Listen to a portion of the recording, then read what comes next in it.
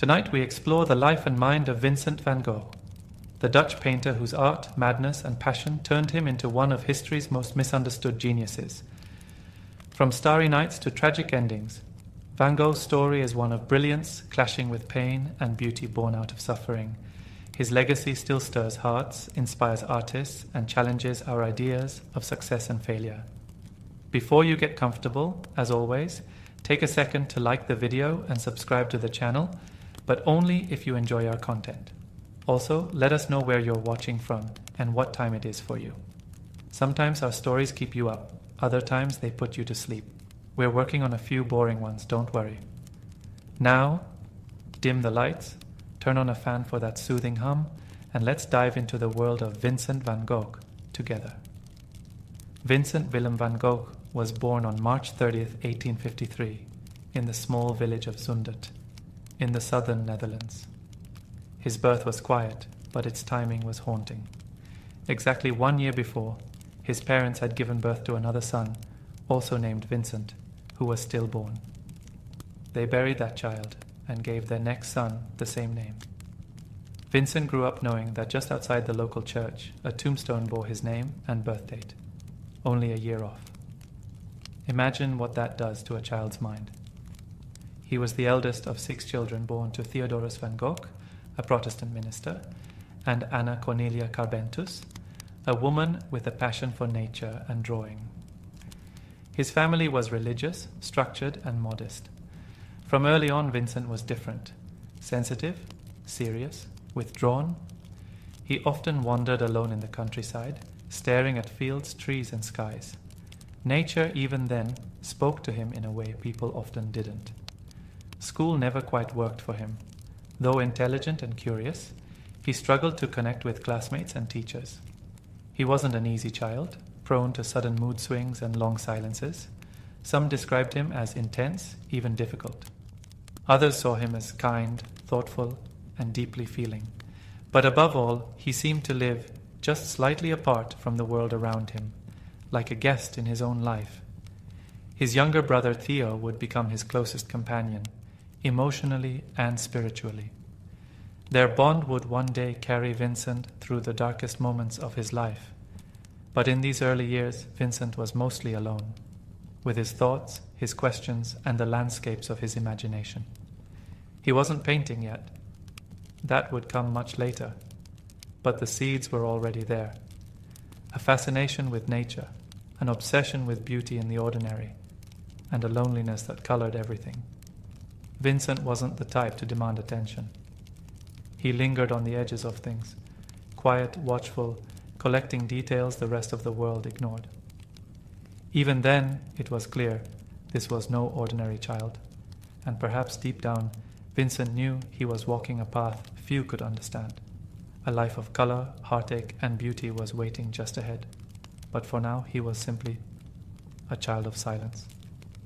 As Vincent entered his late teens and early 20s, the world expected him to find direction, a career, a purpose. But Vincent's path refused to straighten. Instead, it twisted, stalled, and doubled back. He tried to fit into the mold society offered, but something inside him always resisted. His uncle, a successful art dealer, helped him land a job at the firm Goupil & Cie. Vincent moved to The Hague, then London, and later Paris, surrounded by galleries, collectors, and the business of art. But for Vincent, this wasn't the world of beauty and emotion he longed for. It was commerce, cold, mechanical. His passion faded.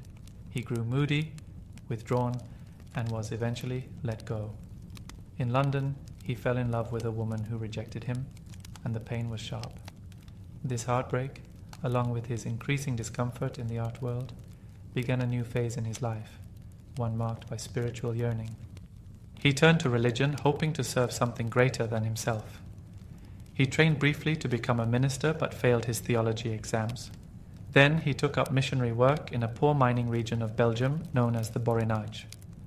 There, among the soot-covered workers and starving families, Vincent tried to live like Christ, giving away his possessions, sleeping on floors, embracing poverty. The church saw this as fanaticism and dismissed him. It was another failure, another closed door. But in this darkness, something unexpected stirred.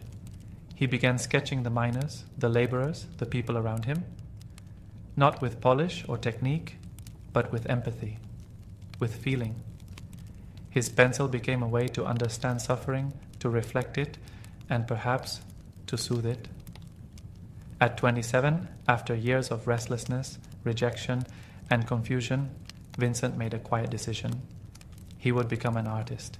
Not because it promised success or praise, he had no illusions of that, but because it felt like the only honest way to express what was inside him.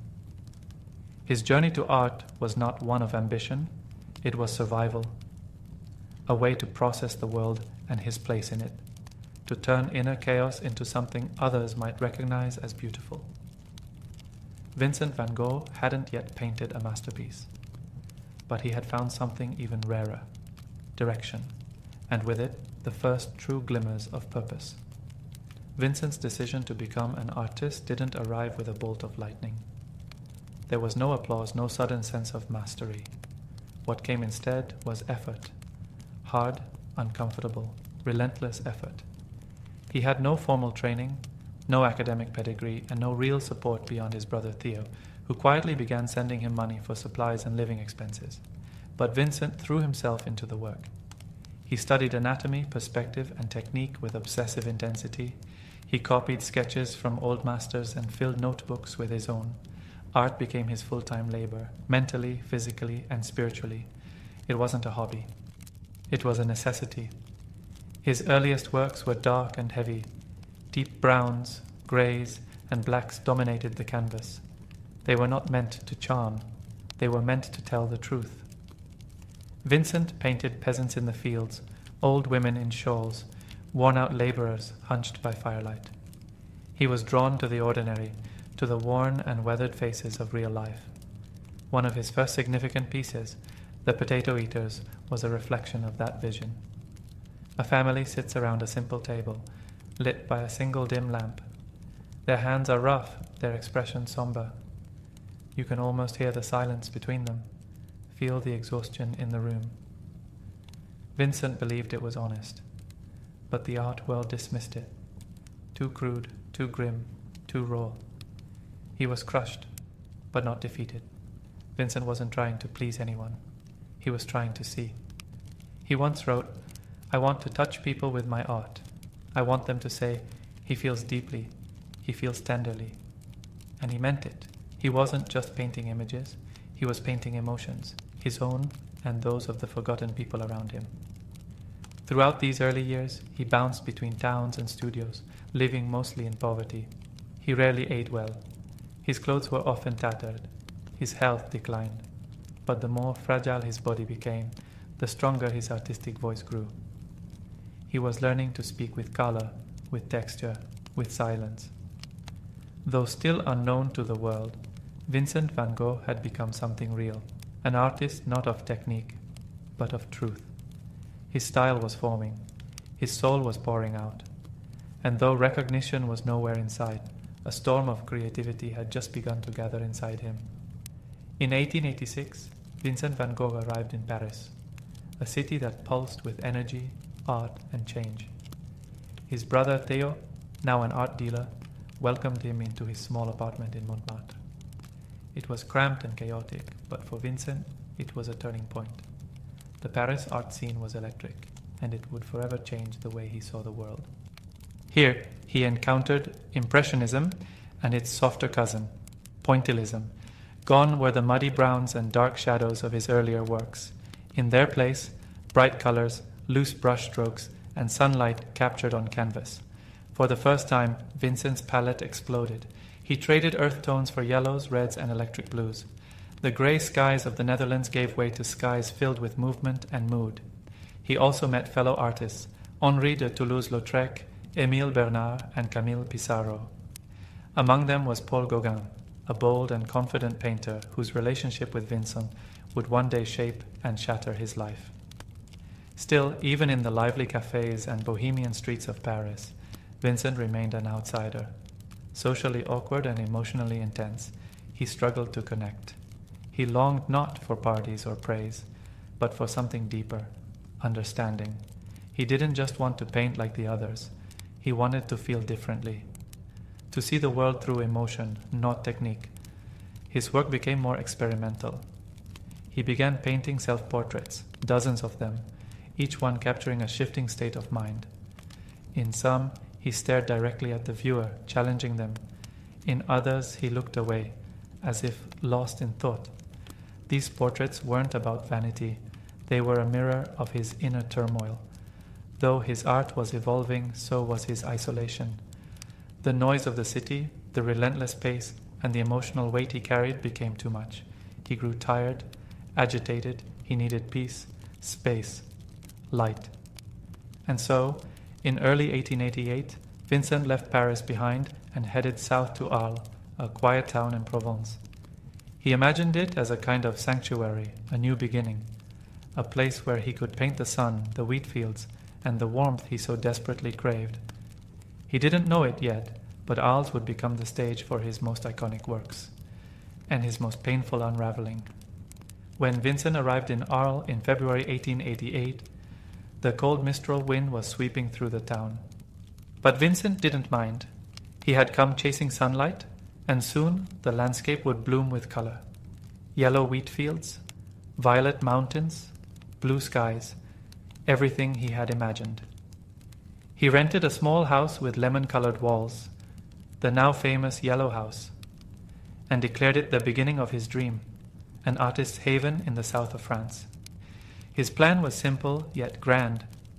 He wanted to build a studio of the South, a shared space where like-minded painters could live, work, and inspire each other, a creative brotherhood. Vincent believed deeply in community, even though he often struggled within it. The solitude of his past made him crave connection, and in Arles he hoped to finally find it.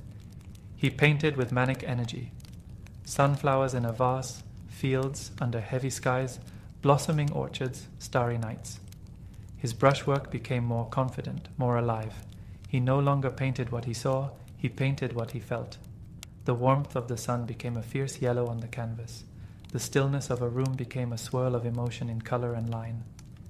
Despite moments of joy, the loneliness lingered. He wrote letters to Theo constantly, describing his work, his meals, his mood swings. Vincent was always trying to explain himself, as if hoping someone, anyone, would truly understand what was going on inside him. In the autumn of 1888, Paul Gauguin finally arrived in Arles. Vincent was ecstatic.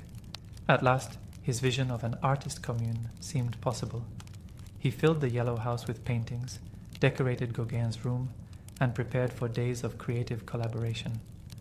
But the dream quickly cracked. Gauguin was independent, proud, and often dismissive.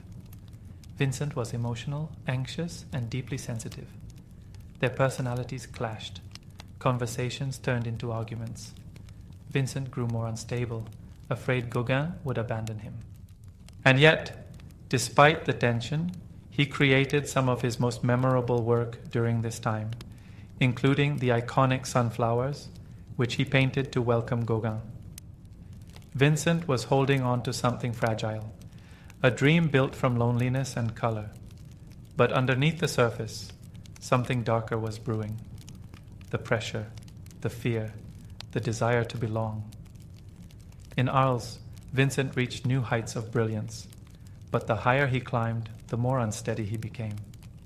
By the end of 1888, the atmosphere inside the Yellow House had become unbearable. What began as a hopeful collaboration between two artists had descended into daily conflict. Gauguin found Vincent unpredictable, overly emotional, and difficult to work with. Vincent, in turn, felt abandoned, anxious, and increasingly paranoid.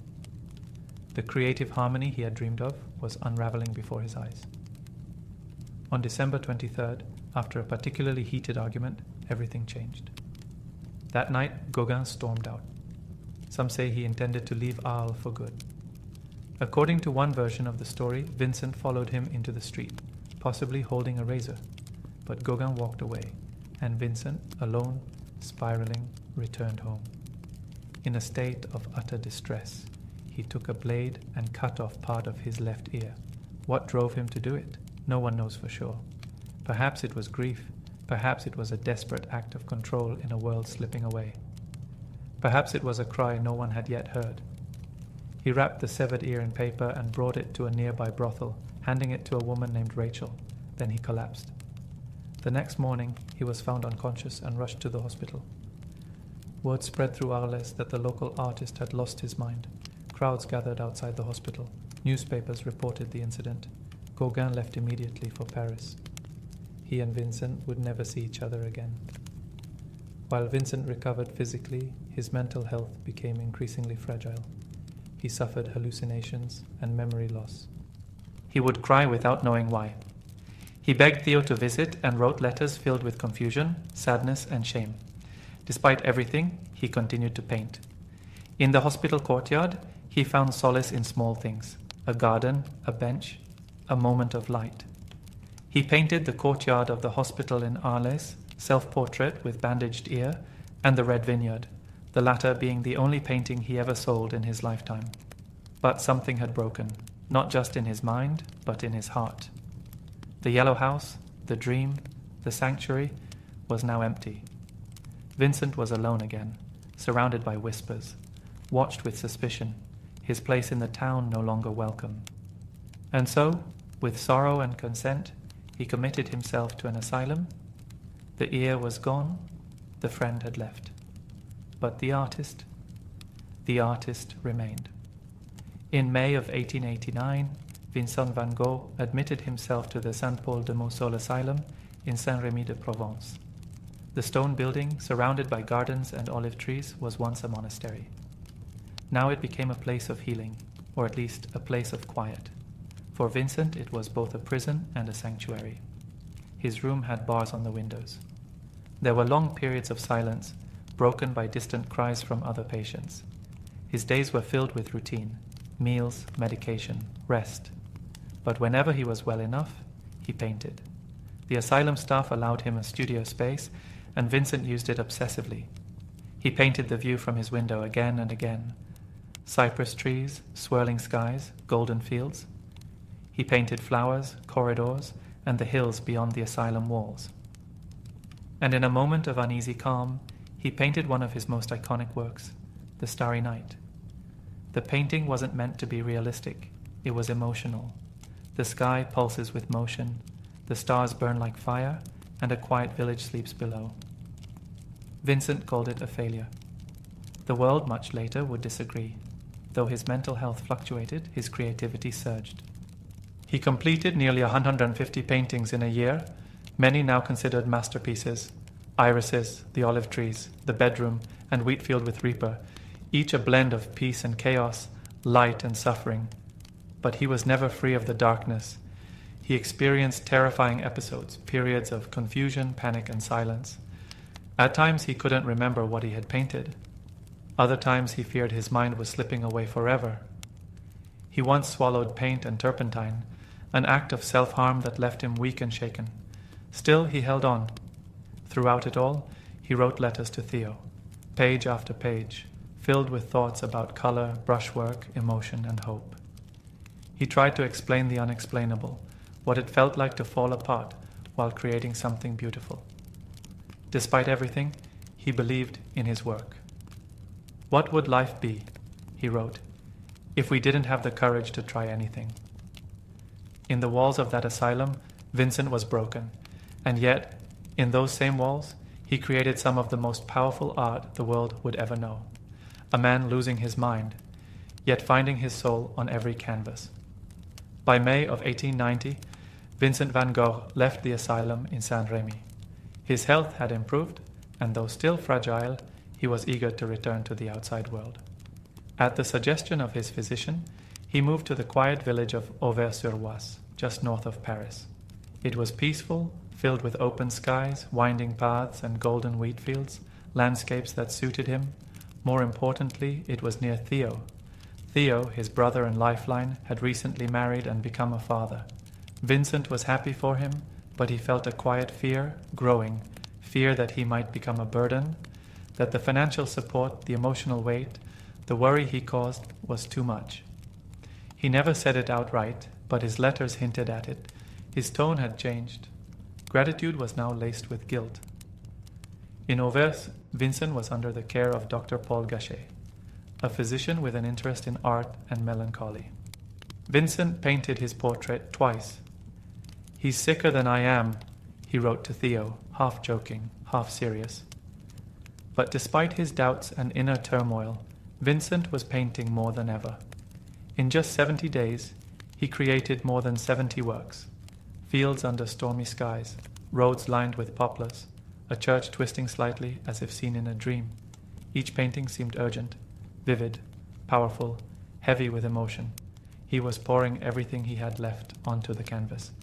And then it stopped.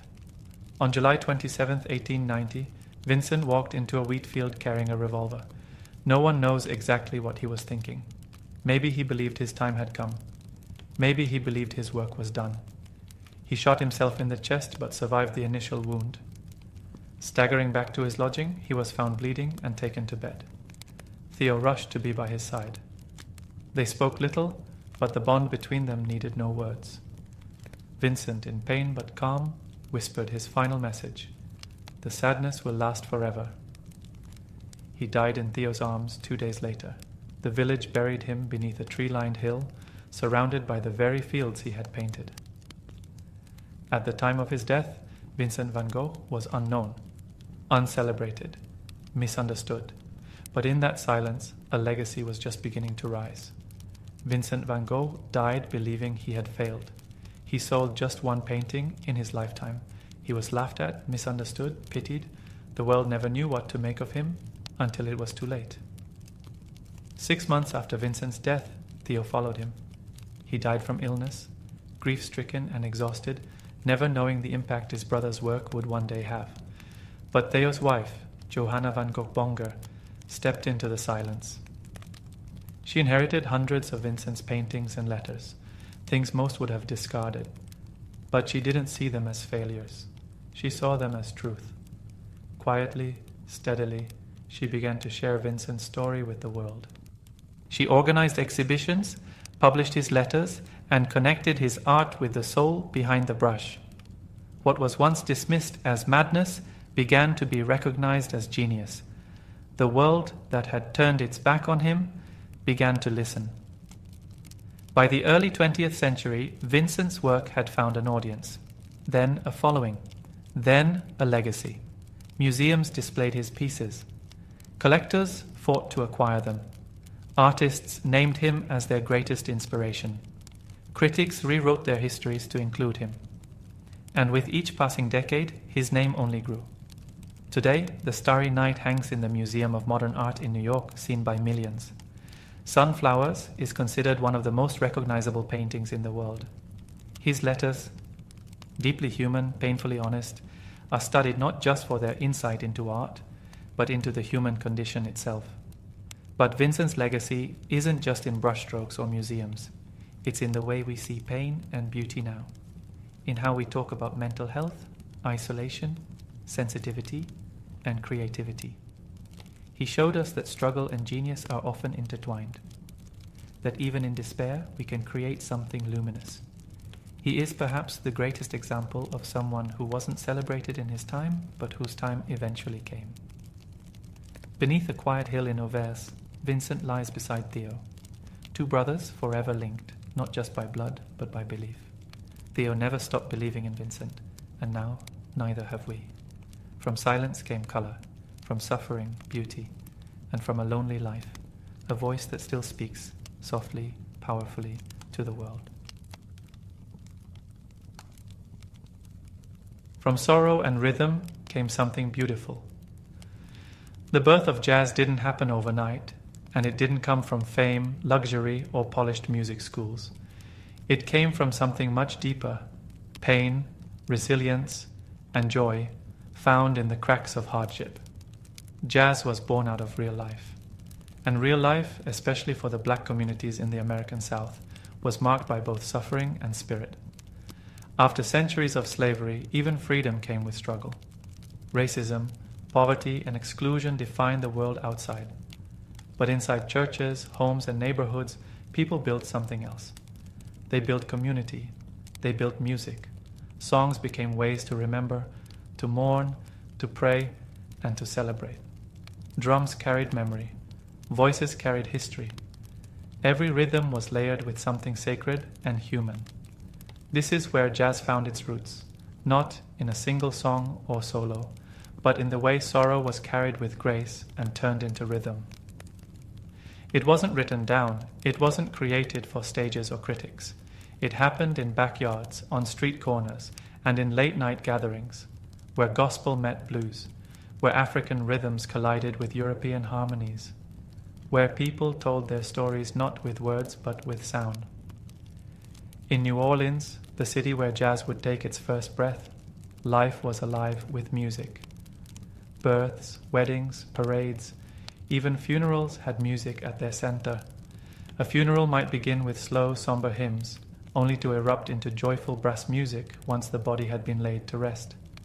It was a way of honoring both the sorrow of goodbye and the beauty of a life well lived.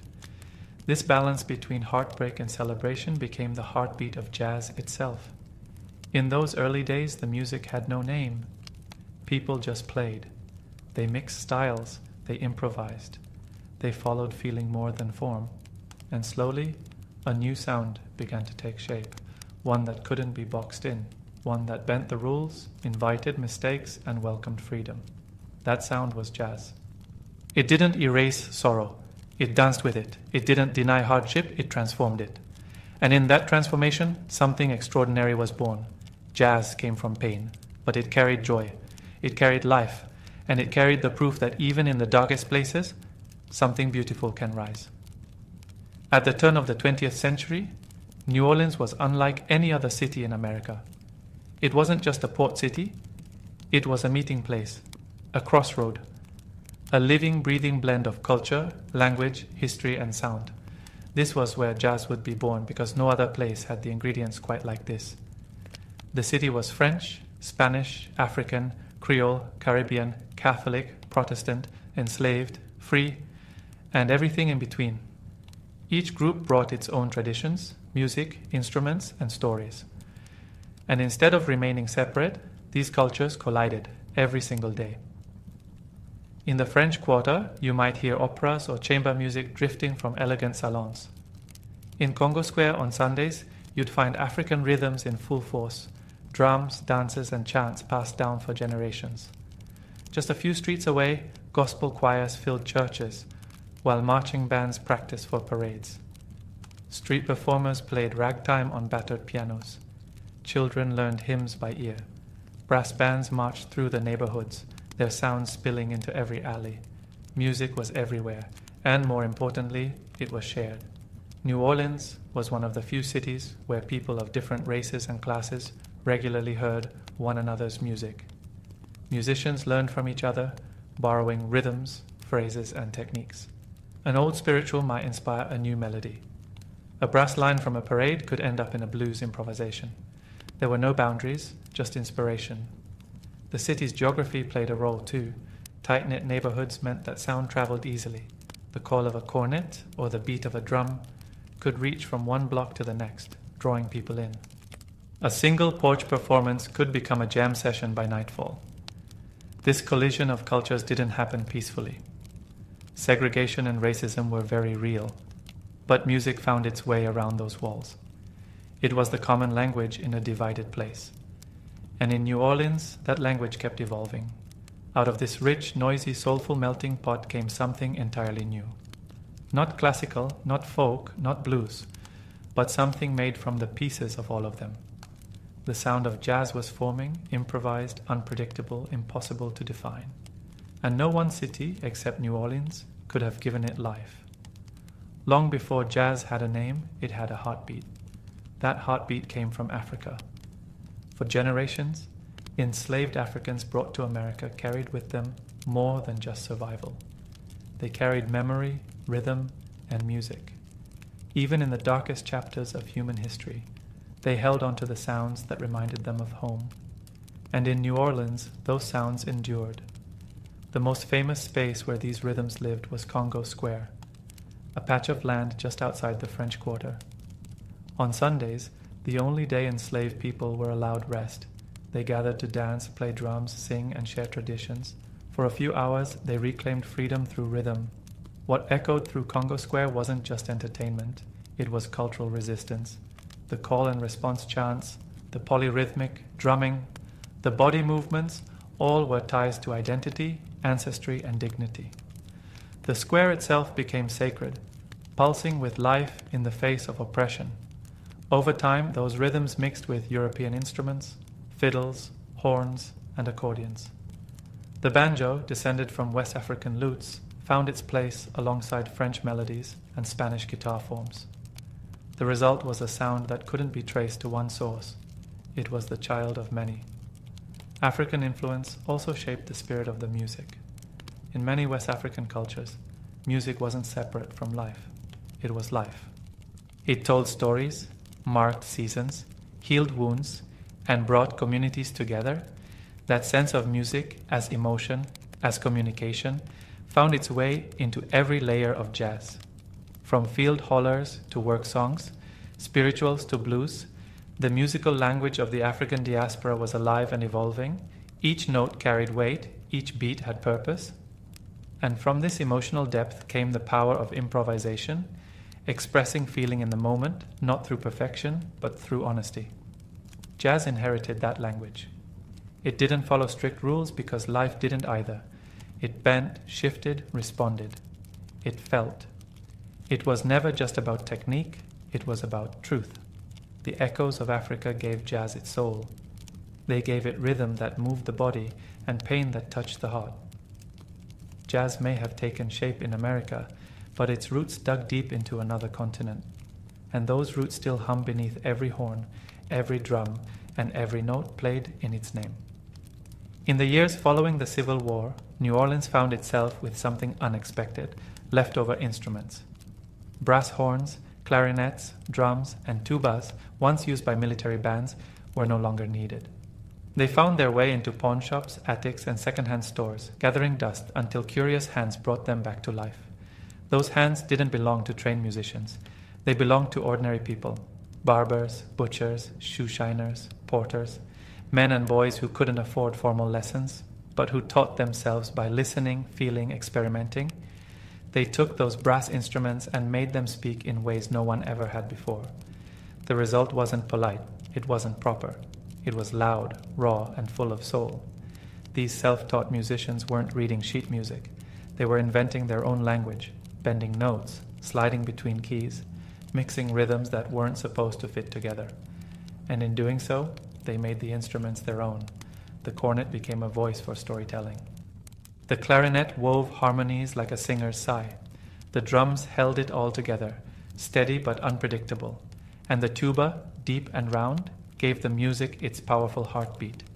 Every street in New Orleans became a kind of classroom. Marching bands paraded through neighborhoods. Brass quartets played at fish fries, dances, and funerals. If a child had talent, he could learn just by watching and imitating. You didn't need to be rich, you just needed rhythm. Jazz was forming, not in pristine concert halls, but in motion. It was music you walked with, danced to, lived inside. Improvisation wasn't a trick, it was survival. If you dropped a note, you bent another to catch it. If you didn't know the tune, you made one up that fit. Jazz didn't punish mistakes, it turned them into opportunity. What began with leftover instruments became a revolution. These tools of military order were reborn as instruments of personal expression. They no longer marched to someone else's command. They swung, they swayed, they shouted with joy and pain. In New Orleans, brass wasn't just metal. It was magic. It was transformation. And it would soon become the voice of a whole new music, a music that would spread from those streets to the rest of the world. Charles Buddy Bolden was born in New Orleans in 1877. By the late 1890s, he was already making noise, quite literally. Bolden played the cornet, but not the way others did. His sound was louder, freer, and more emotional than anything the city had heard. They said when Bolden played, you didn't just listen, you felt it. He wasn't trained in music theory. He couldn't read sheet music, but he didn't need to. Bolden played from instinct. He took bits of ragtime, blues, gospel, and brass band marches, and stirred them together into something new. His music didn't fit into a box. It swung, it shouted, it mourned, it had soul. Crowds followed him, clubs filled when he performed. People would dance until dawn. His band played in dance halls and on street corners, at parades and parties, in rough neighborhoods and across the river. He became known for a song called Funky Butt, one of the first jazz tunes ever played, and one that captured the raw, unapologetic energy of his sound. But what made Bolden special wasn't just volume or improvisation, it was how human his playing was. His horn laughed, cried, flirted, and confessed. It spoke when words couldn't. Sadly, Bolden's light burned fast. In 1907, at just 30 years old, he suffered a mental breakdown. He was committed to the Louisiana State Insane Asylum, where he would remain for the rest of his life. He never recorded a single note. No surviving audio exists of his playing. Everything we know comes from stories, passed down from musicians, dancers, and fans who remembered how he made them feel. Yet even without recordings, Bolden's influence echoes in the DNA of jazz. Musicians like Louis Armstrong would later credit him as the father of the sound. The way Bolden bent notes, improvised freely, and played with emotion set the tone for everyone who followed. He was a mystery, a myth, a man who created something immortal with nothing but a cornet, a wild heart, and a rhythm all his own. And though his voice was lost to time, his spirit lives on, in every solo, every swing, and every note played with soul. If Buddy Bolden was the wild flame that lit jazz's first spark, Jelly Roll Morton was the one who gave it shape. Born Ferdinand Joseph Lamothe in New Orleans in 1890, he gave himself the name Jelly Roll and called himself the inventor of jazz. A bold claim, but one rooted in real innovation. Where Bolden brought raw energy, Morton brought refinement. He didn't tame jazz's spirit, but he taught it how to dance in time. Jelly Roll was a pianist, a composer, and a storyteller. By his teenage years, he was playing in brothels, bars, and gambling dens, places where music had to be lively, seductive, and always entertaining. He soaked up every influence New Orleans had to offer: Spanish melodies, ragtime rhythms, Creole folk songs, and African American blues. Then he blended them into his own signature sound. What made Morton different was his ability to write jazz down. He composed intricate arrangements for multiple instruments, turning jam sessions into orchestrated experiences. His famous Red Hot Peppers recordings weren't just performances. They were carefully crafted pieces, filled with syncopation, breaks, and unexpected shifts. Still, Jelly Roll never lost the spirit of improvisation. He left space in his compositions for soloists to shine, for riffs to grow, for surprise to sneak in. He believed jazz wasn't just music, it was feeling, style, and attitude. And he wore that belief like a badge, often dressing in sharp suits and speaking with showman's flair. In 1926, when he recorded Black Bottom Stomp and Dr. Jazz, the world began to listen. His music traveled far beyond New Orleans, reaching Chicago and New York, helping plant jazz firmly on the national stage. But Jelly Roll's importance goes beyond his compositions. He proved that jazz could be both spontaneous and structured, that it didn't have to choose between freedom and form. And he gave future musicians a blueprint, a way to write, record, and preserve a sound that had been mostly passed down by ear. Some say he exaggerated his role in jazz's birth, but even if he didn't invent it, he shaped it, framed it, and pushed it forward. Jelly Roll Morton gave jazz its first spine, and yet it still danced. If jazz had a heartbeat, it would sound a lot like Louis Armstrong. Born in 1901 in one of New Orleans' roughest neighborhoods, an area known as the Battlefield, Armstrong came into a world of poverty and hardship. His father left early, and his mother often struggled to make ends meet. As a boy, he worked odd jobs to help his family, and one day, after firing a pistol in celebration on New Year's Eve, he was arrested and sent to a home for troubled boys. But that home changed everything. There, Louis was introduced to the cornet, and from the moment he held it, something awakened inside him. Music became his voice, his escape, and soon his identity. He learned quickly, listened deeply, and absorbed everything from the local players around him, especially his idol, King Oliver, one of New Orleans' top band leaders at the time. By the early 1920s, Armstrong had joined Oliver's band in Chicago. His sound was unmistakable, warm, bold, and full of life. Unlike many musicians of the day, Armstrong didn't just blend in with the band. He stood out. His solos sang. They soared. And when he began to sing too, with that gravelly, joyful voice, he won hearts instantly. Armstrong brought something to jazz that hadn't been fully realized before: personality. He turned solos into conversations. He made his trumpet laugh, weep, dance, and dream. His recordings with the Hot 5 and Hot 7 bands like West End Blues and Heebie Jeebies weren't just performances, they were moments. Scat singing, which he popularized by accident when he dropped his lyric sheet mid-recording, became a jazz staple. And his smile, wide, sincere, and full of mischief, became a symbol of the joy jazz could bring. Louis Armstrong didn't invent jazz, but he gave it its soul. He turned a regional sound into a global voice. He crossed racial barriers with his music, inspiring audiences of all colors and generations. Where others played notes, Louis told stories. He showed the world that jazz wasn't just music, it was feeling. And no one felt it more deeply, or shared it more generously, than the man from the battlefield with a trumpet in his hands and the world in his heart. As jazz began to travel, north to Chicago, east to New York, and eventually around the world, New Orleans remained its sacred home. While other cities added their own styles and spins, the streets of the Crescent City held on to the original spirit. There, jazz never became just a genre. It stayed something living, breathing, and communal. In New Orleans, jazz wasn't only for nightclubs or concert halls, it was part of everyday life. You could hear it in neighborhood parades, birthday parties, street performances, and most famously, in jazz funerals. These were not quiet, solemn affairs. They were emotional journeys, starting with sorrow and ending in celebration.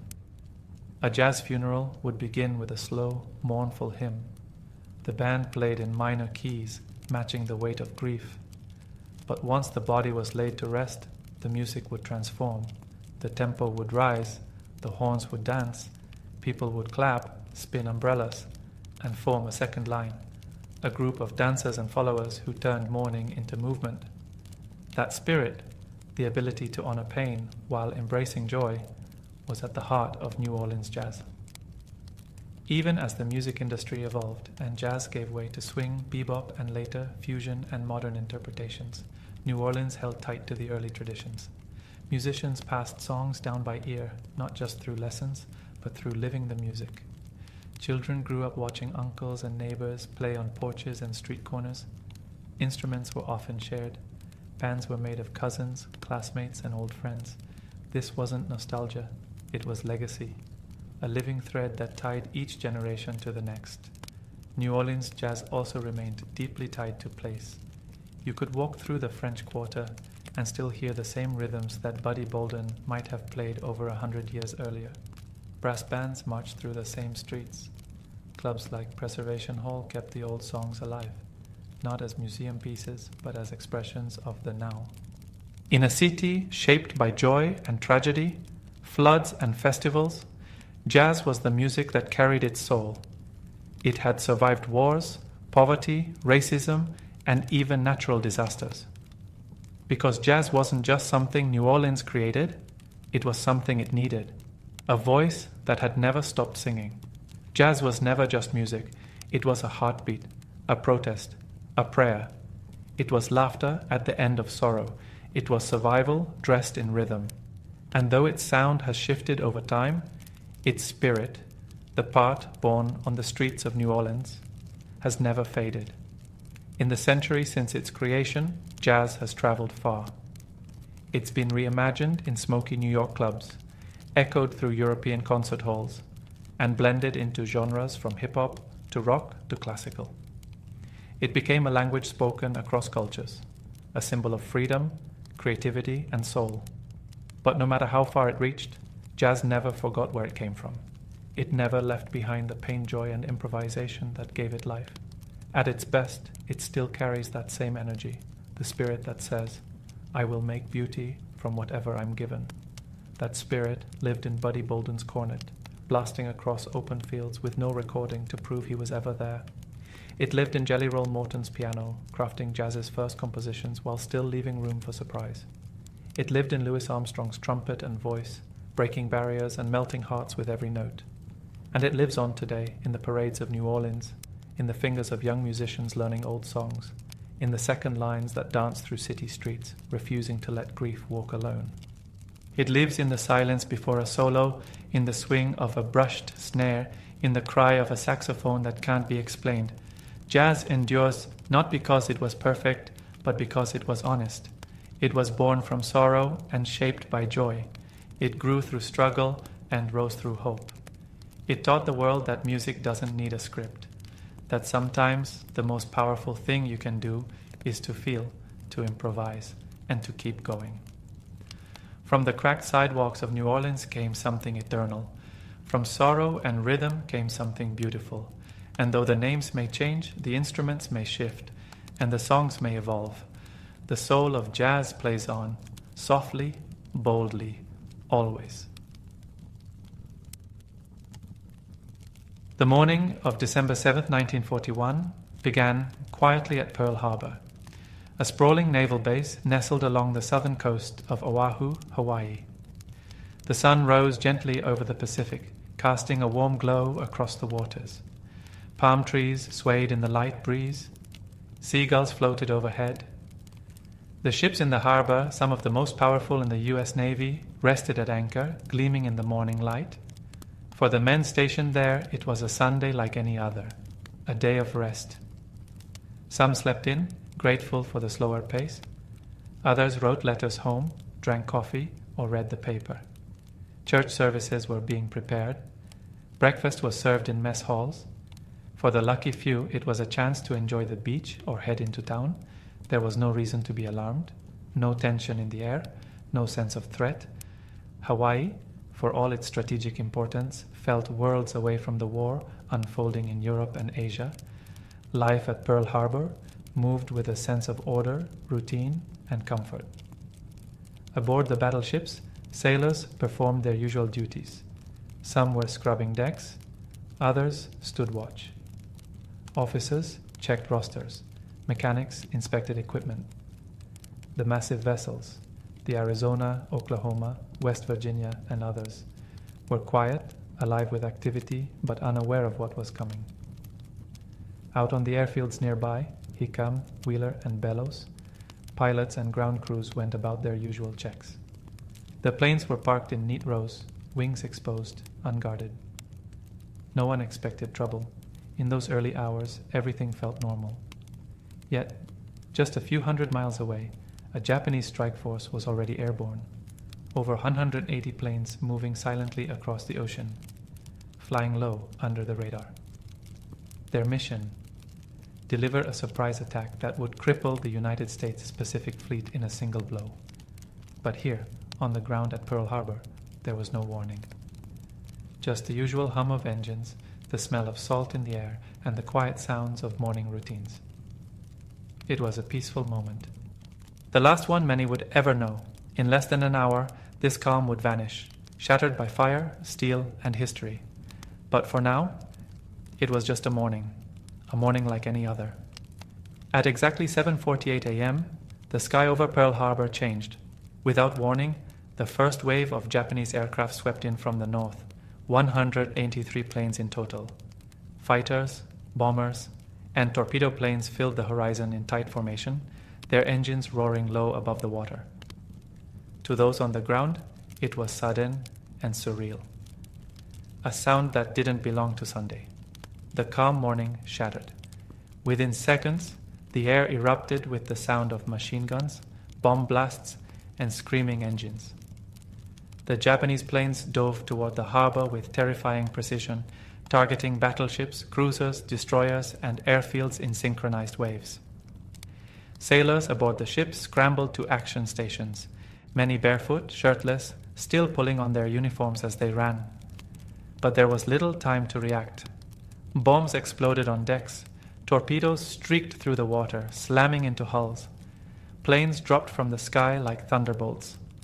On the ground, chaos broke out at Hickam Field and other nearby air bases. Aircraft were lined up wing to wing, perfect targets for strafing runs and incendiary bombs. Hangars burst into flames. Barracks were torn apart. Men grabbed rifles and fired into the sky with little effect. The USS Arizona took a direct hit to her forward magazine. The explosion was instant, catastrophic. A column of fire shot high into the sky, and the ship began to sink immediately, dragging hundreds of men down with her. The USS Oklahoma was struck by multiple torpedoes, capsizing in under 15 minutes. Trapped sailors banged on the overturned hull, hoping someone would hear them. Some were rescued, many were not. Smoke rose across the harbor, thick and choking. Burning oil covered the water's surface, igniting as sailors dove in, trying to escape. The air was filled with the sounds of alarms, shouting, and the steady, relentless assault from above. The Japanese had achieved total surprise. For many, the attack seemed to last forever. In reality, it was just over 90 minutes from start to finish. But in that brief window of time, a quiet harbor became a battlefield. Ships were torn apart, lives were lost, and the illusion of safety in paradise was gone forever. The day was no longer peaceful. It was a turning point in history, written in fire. Pearl Harbor had been built to protect. A fortress of ships, steel, and strength, lined with battleships thought to be invincible. But on the morning of December 7th, that illusion was torn apart. The Japanese attack focused on the heart of American naval power. The Pacific Fleet anchored in the harbor. 8 battleships sat quietly in the water, unaware they were moments away from disaster. The USS Arizona, majestic and imposing, was among the first struck. A bomb pierced her deck and detonated a massive ammunition magazine. The ship exploded with such force that it lifted out of the water before breaking apart and sinking. Flames shot into the sky. 177 men died in an instant, many never identified, many never found. Nearby, the USS Oklahoma took multiple torpedoes. Within minutes, she capsized, rolling over and trapping hundreds of sailors inside her hull. Some were rescued by frantic efforts, men cutting through steel with torches to free the survivors. But 429 lives were lost, most of them in total darkness with water rising. The USS West Virginia, California, and Nevada were all hit hard. Torpedoes punched through their sides, bombs exploded above decks, fires spread uncontrollably. Sailors fought back, but with little time and few weapons ready, their options were limited. Some ships, like the USS Nevada, tried to escape. The Nevada attempted to steam out of the harbor under heavy fire. Her crew managed to beach her to prevent blocking the channel, a desperate, heroic act in the middle of chaos. In total, 21 ships were damaged or destroyed, including battleships, cruisers, and destroyers. Dockside facilities, fuel tanks, and repair yards also took hits. The harbor, once a place of routine and safety, had been turned into a floating graveyard. The wreckage smoldered long after the attack ended. Fires burned into the night. Bodies were pulled from the water, many unrecognizable. Oil leaked from sunken ships, leaving a slick that would stain the water for days, and still seeps from the Arizona today. The Japanese strike had been brutal and effective. The pride of the American Pacific Fleet lay broken. Not a single enemy ship was lost. But something else, something more powerful than steel, had been stirred awake, and the world would soon feel it. While ships burned and explosions tore through steel, it was the people, the sailors, the soldiers, the nurses, the civilians, who bore the weight of that morning. The attack on Pearl Harbor claimed 2,403 American lives. Of those, over 100 died aboard the USS Arizona alone. Many were young men, some barely out of high school. They had enlisted in peace, but died in war, without warning, without a chance to fight back. In the confusion, many never made it to their posts. Some were still in their bunks when the bombs fell. Others died at their stations, doing their duty as their ships went down. There were acts of bravery everywhere. Sailors dragging wounded comrades to safety, diving into flaming waters, manning guns with bare hands and no orders, only instinct.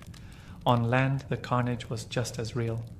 Civilians and military personnel alike were caught in the crossfire at airfields like Hickam Field and Wheeler Army Airfield. Bombs tore through barracks. Planes were destroyed on the ground. Those who survived helped carry the wounded, turning hangars into emergency triage centers. With supplies short and chaos all around, medical teams used anything they could. Kitchen tables became operating surfaces, belts turned into tourniquets. At the Naval Hospital, doctors worked for hours without rest. Blood stained every floor. The sound of incoming wounded never stopped. There were not enough stretchers, not enough hands. And then there were those who lived but carried invisible wounds. Survivors spoke of the screams trapped inside the overturned Oklahoma, where men knocked on the hull for hours, of shipmates who never surfaced, of the helplessness of watching a friend engulfed in flame, unable to reach him in time. Some men were the only survivors from their ship. Others bore burns, shrapnel wounds, or permanent hearing loss. Many carried the trauma of that morning silently for the rest of their lives. They had lived, but in many ways they had been changed forever. The destruction of ships could be measured in steel and tonnage, but the true cost of Pearl Harbor was measured in lives.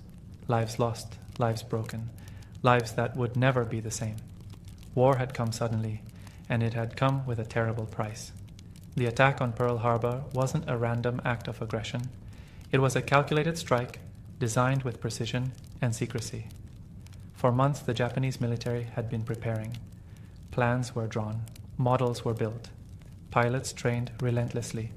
Every detail had a purpose, every target, a role in a larger vision. Japan's leaders believed war with the United States was inevitable. Tensions had been building for years. The U.S. had imposed economic sanctions, including a crippling oil embargo, in response to Japan's expansion through China and Southeast Asia. Faced with dwindling resources and growing resistance, Japan saw only two choices: withdraw from its ambitions or neutralize America before it could respond. They chose the latter. The goal of the attack on Pearl Harbor was simple: cripple the U.S. Pacific Fleet so thoroughly that America would be forced to accept Japan's dominance in the Pacific.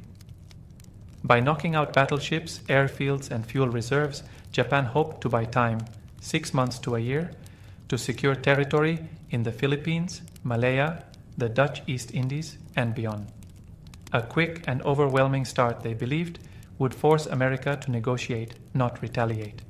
The operation was planned under Admiral Isoroku Yamamoto, a brilliant strategist who knew the risks. He had studied in the United States and understood American industry and willpower. In private, he expressed doubt, famously warning, "I fear all we have done is to awaken a sleeping giant." But once the decision was made, Yamamoto executed it flawlessly. On December 7th, 6 aircraft carriers, more than 400 planes, and a fleet of battleships and cruisers launched the surprise attack. The strike force had sailed over 3,000 miles, undetected, through the northern Pacific.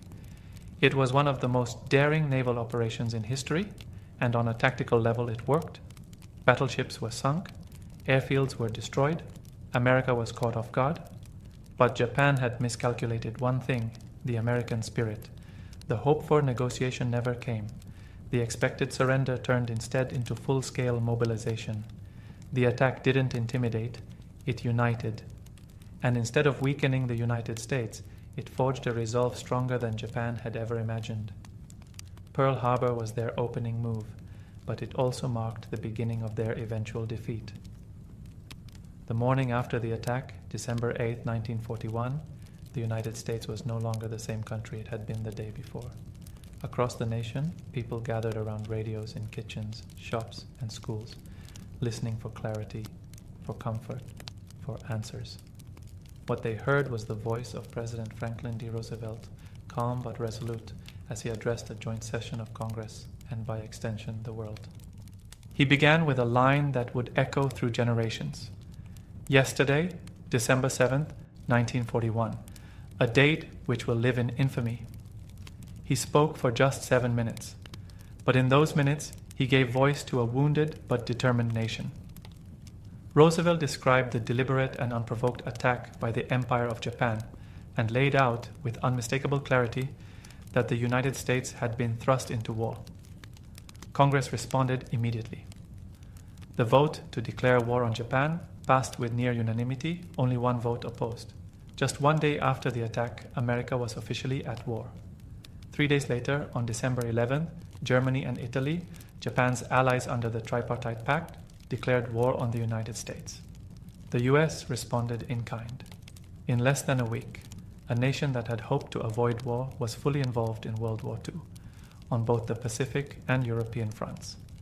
The mood across America shifted overnight. The debate between isolationists and interventionists was over. Factories that once made automobiles now produced tanks and planes. Young men lined up outside recruitment centers. Families rationed food, collected scrap metal, and planted victory gardens. A nation had been attacked, and it answered not with retreat, but with resolve. Roosevelt's speech did more than declare war. It gave the American people direction. It defined the moment not just as a tragedy, but as a call to action. A moment of sorrow, yes, but also of unity and purpose. Pearl Harbor was no longer just a place.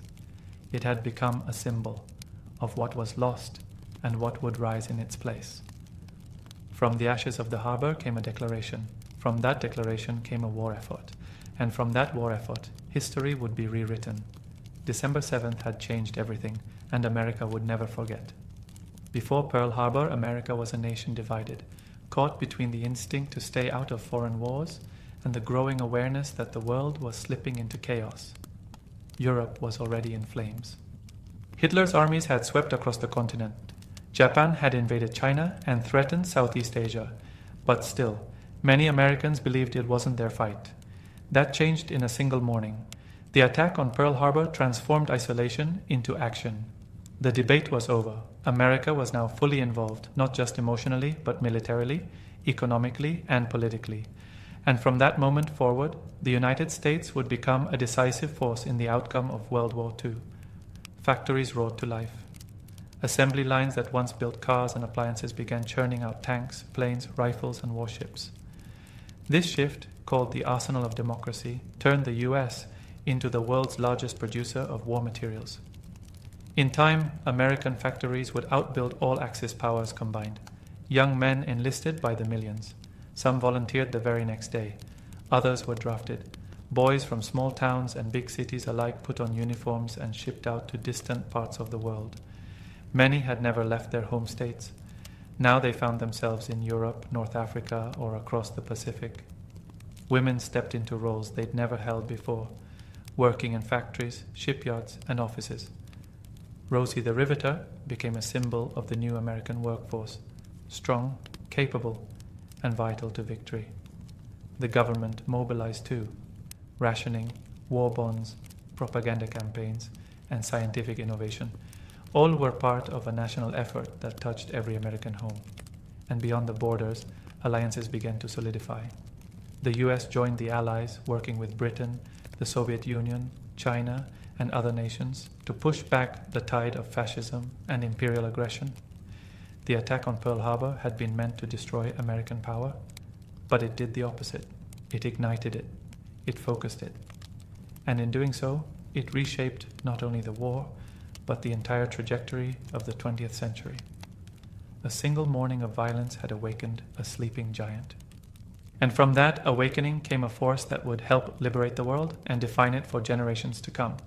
For those who lived through the attack on Pearl Harbor, the war didn't end when the bombing stopped. Survival, for many, came with a heavy burden. In the days that followed, the harbor was quiet again, but not in the same way. The water, once calm and reflective, now held wreckage and oil slicks. Burned ships sat half sunken. The smell of smoke lingered in the air. Divers were sent into the wrecks, not just to salvage equipment, but to recover the dead. Some bodies would never be found. For the survivors, the trauma wasn't something they could leave behind. Many had lost friends, bunkmates, brothers, men they had eaten breakfast with only hours before. They had witnessed horror in its rawest form. Ships exploding, men jumping into burning water, entire crews disappearing beneath the waves. Some bore physical wounds, burns, shrapnel, broken limbs. Others walked away without a scratch, but with memories they could never erase.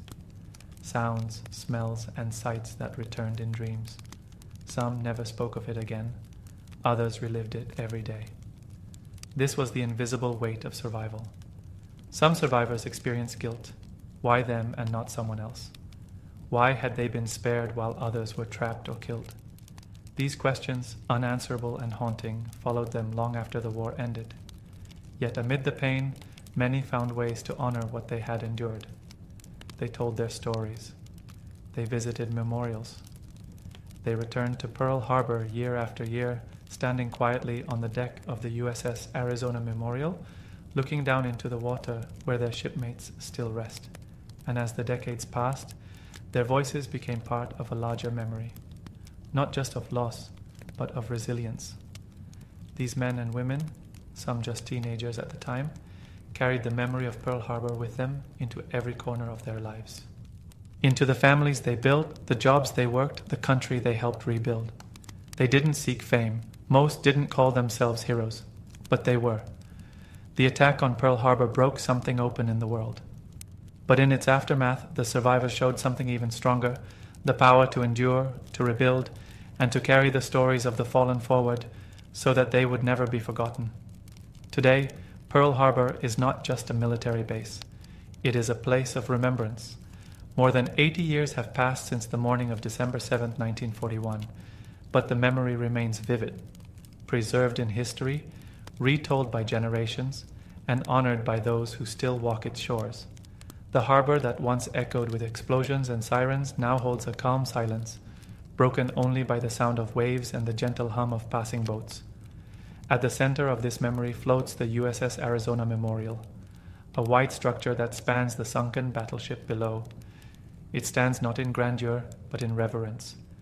Beneath it lie the remains of over 900 sailors, still entombed in the ship's rusting hull. Drops of oil continue to rise to the surface. Black tears, some call them, a steady, solemn reminder of lives lost. Each year, survivors, veterans, families, and visitors from around the world come to this place. They stand in silence, read the names engraved in marble, and remember what was sacrificed. Some place lays in the water, others simply pause, heads bowed, watching as history quietly breathes beneath the waves. Remembering Pearl Harbor isn't just about honoring those who died. It's about understanding what was awakened that day, the strength of a nation, the unity of a people, the resilience of those who lived through it. As the years pass, the number of living survivors continues to dwindle. Most who were there that day are now gone. But their stories live on in letters, interviews, museums, and memorials. In classrooms and documentaries, in the quiet words shared between grandparents and grandchildren. The lessons of Pearl Harbor are not only about war, they are about peace, vigilance, and memory. They remind us how quickly the world can change, how deeply loss can be felt, and how vital it is to remember the past so we don't repeat it. December 7th, 1941 was a day of devastation, but from its ashes rose determination, and through remembrance, that spirit continues to guide us. Pearl Harbor is not forgotten. It is remembered, in silence, in reverence, and in the echo of every name spoken aloud. Long before the age of science, before the telescope and the observatory, there were only the skies, and the people who watched them. In ancient Babylon, stargazing didn't begin with tools. It began with wonder. Night after night, long before clocks or calendars existed, people looked up. There were no distractions, no light pollution. The night sky stretched endlessly above them, sharp, quiet, and full of mystery. The Babylonians didn't see the stars as distant objects of cold physics. They saw them as living signs, symbols, the movements of gods across a heavenly stage, and they watched with intent, knowing that whatever played out above would eventually echo below. It's easy to forget in our modern world just how much they accomplished with nothing but the naked eye. There were no lenses to magnify the stars, no satellites to scan the heavens, no math beyond what was written by hand. Yet somehow they began to map the sky. They noticed that certain stars rose in the east at the same time every year, that the moon followed a pattern, that Venus disappeared and returned. These weren't fleeting observations. The Babylonians committed themselves to years, decades of observation. Fathers taught sons, priests trained apprentices. Knowledge passed quietly, like fire from one torch to another. They weren't just curious. For them, watching the sky was essential. It was part of agriculture, of religion, of governance. The sky could foretell famine or fortune. It could bless a king or warn of his downfall. And so they watched, from rooftops, from temple courtyards, and eventually from towering ziggurats. They kept their eyes on the heavens. What they saw would lay the foundation for something extraordinary. The Babylonian stargazers had no telescopes, but they had time, they had patience, they had stories, and most of all, they had a belief that the sky was speaking, and that it was their duty to listen. This wasn't science as we know it, it was the beginning of science. Rooted in myth, refined by memory, and driven by an unshakable desire to understand the rhythm of the stars. And in that silence above the desert, the first astronomers were born. To understand the stargazers of Babylon, we must first understand the land they stood upon. Ancient Babylon was nestled in the heart of Mesopotamia, between the great rivers Tigris and Euphrates. It was a place of contrasts, fertile fields fed by irrigation, vast stretches of desert, and skies that seemed to go on forever. The horizon was open, unbroken, the stars brilliant, and at night the heavens became a living tapestry. In a world without electricity or city lights, the night sky was not a mystery hidden behind haze. It was a daily spectacle. Every star, every phase of the moon, every shift in the planets was visible and clear. For the Babylonians, the sky wasn't distant, it was present, hanging directly over their lives like a great dome of stories and signs. This land gave rise to one of the first great civilizations, rich in language, religion, trade, and law. But beyond farming and building, the Babylonians nurtured a deep connection to the heavens. They believed their gods lived above, moving across the sky in celestial bodies. Every change in the stars was a whisper of divine intent. The cycles of the stars helped the Babylonians measure time. Calendars were built around the moon's phases. Seasons were predicted by the return of certain stars on the horizon. When would the rivers flood? When should the barley be planted? The answers were above. But the stars weren't just clocks. They were omens. If a star vanished unexpectedly, it could mean war. If Mars burned red near the moon, it might signal the death of a king. The Babylonians looked for these signs carefully, believing the sky held warnings, if only they could read them in time. Their land, with its broad skies, slow-moving rivers, and spiritual imagination, invited this kind of thought. There was time to look up. There was meaning in looking up, and so, in this cradle of civilization, between two rivers under an ancient sky, a new form of knowledge began to take root, part science, part belief, and entirely bound to the stars. It was in this land that the ancient Babylonians began their long watch. In ancient Babylon, stargazing wasn't a pastime. It was a sacred responsibility, carried out by a select few who were trusted not just with knowledge, but with meaning. These were the astral priests, part scientists, part prophets.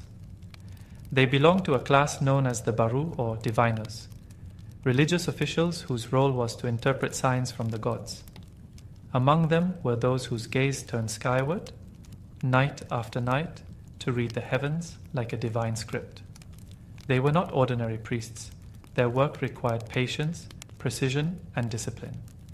These men were educated in mathematics, writing, and observation. They kept meticulous records, etching their findings into clay tablets using cuneiform script, the earliest known writing system. These tablets didn't just describe what was seen, they interpreted it. Every comet, every planetary alignment, every strange shadow cast on the moon was logged alongside its possible meaning. The priests believed the sky was not random, it was ordered, deliberate, a reflection of divine will. The gods were not silent. They were speaking through the movements of stars and planets. It was up to the priest to listen carefully, to understand, and then to advise the king or the people. Their work had weight. A single celestial event could affect royal decisions. Wars were declared or avoided based on planetary patterns. Festivals were planned with lunar cycles. Crops were planted only after the stars gave their silent approval. But these priests were also careful scientists, though they wouldn't have called themselves that. They charted rising and setting times, tracked the retrograde motion of planets, and counted lunar months. Over time, they began to predict when certain events would recur. What began as observation slowly turned into forecasting. And this work wasn't done in secrecy. It was part of a broader system of temple scholarship. Knowledge was preserved, passed down, and refined over centuries. Each priest built upon the work of those who came before him. In the quiet stillness of night, high above the city or deep within temple courtyards, these early astronomers studied the sky, not with curiosity alone, but with devotion. They weren't just watching the stars. They believed they were communing with the divine. And in doing so, they became the world's first true interpreters of the cosmos. In the heart of Babylonian cities, great towers rose above the rooftops, ziggurats, monumental stair-stepped structures built of sun-dried mud bricks. These weren't palaces or tombs, they were temples, sacred spaces meant to bridge the distance between earth and sky. To the Babylonians, ziggurats were more than architecture. They were cosmic ladders, connecting the human world to the divine. Each one was dedicated to a specific god and stood as a symbolic mountain in the flat Mesopotamian landscape. But they also served a more earthly function. They became the earliest observatories. High atop the ziggurat, away from the flicker of firelight and the noise of city life, Babylonian priests found a perfect place to observe the heavens. These towering platforms gave them a clear, uninterrupted view of the sky, a place to watch the stars rise and set, to track the movement of the moon and planets, and to seek signs from the gods above. The most famous of these was the Etemenanki, the ziggurat dedicated to the god Marduk in the city of Babylon. Though only ruins remain today, ancient texts describe it as reaching hundreds of feet into the air, an enormous presence in the center of the city, visible from miles around. From these heights, the priest astronomers worked in silence, wrapped in robes, scanning the stars with trained eyes. They would record their findings on clay tablets stored in temple libraries below. Each night sky became part of a larger record, a story that stretched across generations. Climbing the ziggurat was a spiritual act, but also a practical one. The higher they went, the closer they felt to the gods, and the clearer the stars became. These platforms didn't have domes or telescopes, but they were designed with purpose, solid foundations that aligned with key celestial events. Some ziggurats were even oriented with cardinal directions, hinting at the deep connection between architecture, astronomy, and faith. In Babylon, the sacred and the scientific were never separate. Every brick of a ziggurat supported not just a structure, but a worldview, one where the sky was both a mystery and a message. And at the top of those ancient steps, the world's first stargazers reached upward, not just to see, but to understand. Night after night, the Babylonian sky came alive with movement. For the ancient stargazers, it wasn't chaos, it was choreography. The heavens danced in patterns, and if one looked carefully enough, those patterns revealed meaning. Among all the celestial bodies, the moon and Venus held special significance. The moon was familiar, ever-changing yet constant. The Babylonians tracked its phases carefully: new moon, waxing crescent, full, waning. They watched how its light waxed and faded over a 29-day cycle, aligning their calendar to its rhythm.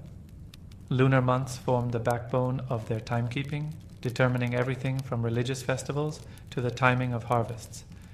They also noticed that eclipses, rare and mysterious, seemed to follow the moon. Over time, they began recording not just when eclipses occurred, but where in the sky they happened and what phase the moon was in at the time. This careful tracking would later lead them to predict such events with remarkable accuracy. Then there was Venus, the morning and evening star. To the Babylonians, Venus wasn't just a planet.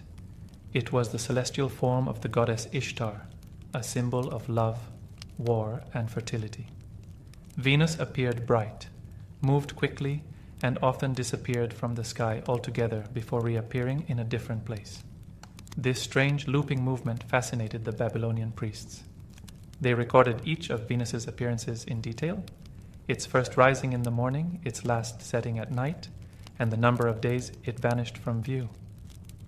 Over time, they discovered a cycle of 584 days, the time it takes for Venus to return to the same position in the sky relative to Earth. Such precision is astonishing when we remember they had no telescopes, only trained eyes and centuries of continuous observation. They watched Mars too. When it moved forward, slowed, stopped, and then moved backward in the sky. This strange phenomenon, now known as retrograde motion, puzzled many later astronomers. But the Babylonians already had it recorded. To them, the sky was alive, filled with moving parts. Each planet, each phase of the moon, each blinking star telling a story. And through patient watching, they began to understand that what looked random was actually a dance, a slow, beautiful, divine rhythm. And they were determined to follow its steps. To most ancient people, a lunar eclipse was a moment of mystery, terrifying, unexpected, and divine. The full moon, shining brightly one moment, would slowly darken, then turn a deep shade of red, as if the gods themselves were casting shadows upon it. But for the stargazers of Babylon, eclipses were not frightening. They were foreseeable. Using nothing but their eyes, careful timing, and generations of records, the Babylonians became the first known civilization to predict eclipses. No glass lenses, no telescopes. Only clay tablets, symbols, and extraordinary patience. They noticed something most people wouldn't. Eclipses weren't random. They came in patterns, and those patterns repeated. By comparing records over many years, they discovered a cycle now known as the Saros cycle, a period of roughly 18 years, 11 days, and 8 hours. After this time, the Earth, Moon, and Sun would return to nearly the same alignment, and a similar eclipse would occur again. They didn't understand why it worked, not in the scientific sense we use today, but they knew it did. And they used that knowledge to forecast future eclipses, remarkably close to the dates we can confirm with modern astronomy. When they recorded eclipses, they didn't just note the date. They included details, how long the eclipse lasted, how much of the moon darkened, and sometimes what the sky looked like before and after. These descriptions were written on cuneiform tablets, many of which still survive today. Some even included interpretations. If an eclipse happened on the 14th day of the lunar month, it might signal danger for the king. If it occurred closer to the beginning, it might be a warning for the people. The sky wasn't just a calendar, it was a code waiting to be read.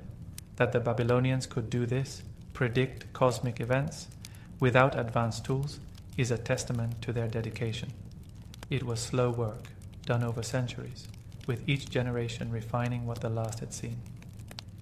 They didn't just witness the beauty of the eclipse, they understood its rhythm, and in doing so, they turned the unpredictable into the expected, transforming fear into foresight and mystery into mastery. If you want to understand how the Babylonians viewed the stars, you don't need a telescope, you need a tablet. Buried beneath the sands of ancient Mesopotamia, archaeologists have uncovered thousands of clay tablets. Many are economic records or royal decrees, but some contain something far more timeless, the stars. Written in cuneiform, the wedge-shaped script of the region, these tablets hold the earliest known astronomical records. Etched carefully with reed styluses, they tell of planetary risings, lunar eclipses, solar positions, and star groupings. They are simple in form, but staggering in significance. These tablets were not decorative or symbolic. They were data, the result of patient nightly observation, logged not for poetry, but for prediction. Each entry was part of a larger effort to understand the heavens not just spiritually, but mathematically. One of the most famous collections comes from the city of Uruk, were tablets dating back to the 7th century BCE detail observations of Venus, complete with rising and setting times, gaps in visibility, and cyclic patterns. These records show not only recognition of Venus's unique motion, but a clear grasp of its repetition over time. Even more astonishing is how advanced their numerical methods were. The Babylonians used a base 60 system, what we still use today, to divide hours and angles. They could calculate time, distance across the sky, and the length of lunar months with surprising accuracy. Some tablets contained procedure texts, mathematical formulas used to model the movements of planets. These weren't guesses. They were the beginnings of scientific astronomy. Though the language on the tablets may seem cryptic now, scholars today can match many of the recorded events to verified astronomical occurrences, confirming eclipses and planetary alignments that happened over 2,500 years ago.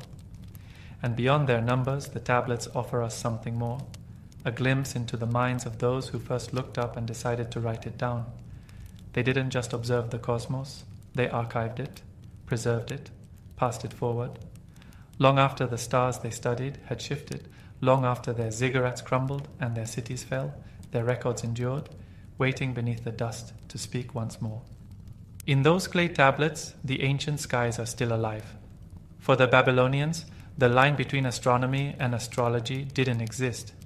The stars weren't just celestial objects, they were messages, signs, warnings, blessings.